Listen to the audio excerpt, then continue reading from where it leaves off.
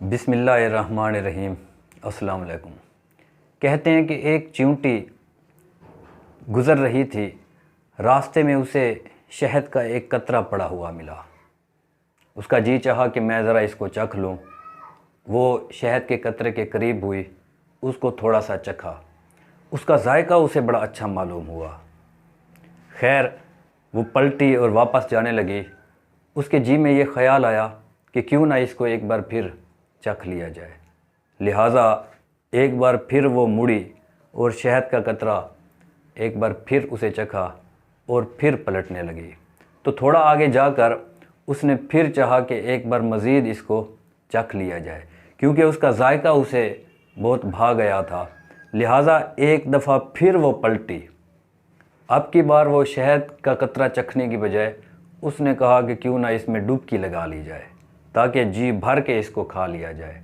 لہٰذا وہ شہد کے قطرے میں اس نے ڈبکی لگائی، جی بھر کے اس نے پیٹ بھر کے اس کو کھایا۔ اب جب وہ اس نے اس شہد کے قطرے سے نکلنا چاہا تو وہ وہیں پھنس کر رہ گئی۔ اس نے بہت ہاتھ پاؤں مارے، باہر نہ نکل سکی، آخر کار وہیں پر ہی وہ مر گئی۔ تو دوستو، اس حکایت کو بیان کرنے کا مقصد کیا ہے؟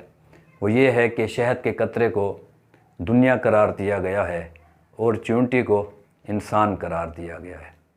جس طرح انسان دنیا کی طرف بھاگتا ہے اور بار بار اس کو چکھنا چاہتا ہے، لیکن پھر آخر کار ہوتا یہ ہے کہ اس شہد کے قطرے میں ڈوب جاتا ہے، جس طرح چیونٹی ڈوب کر آخر کار مر گئی اور اپنی آخرت کو وہ فراموش کیے رکھتا ہے۔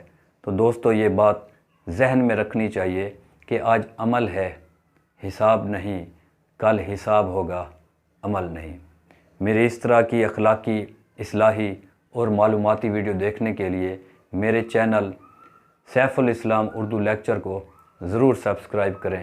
اللہ ہم سب کا حامی و ناصر ہو۔ اللہ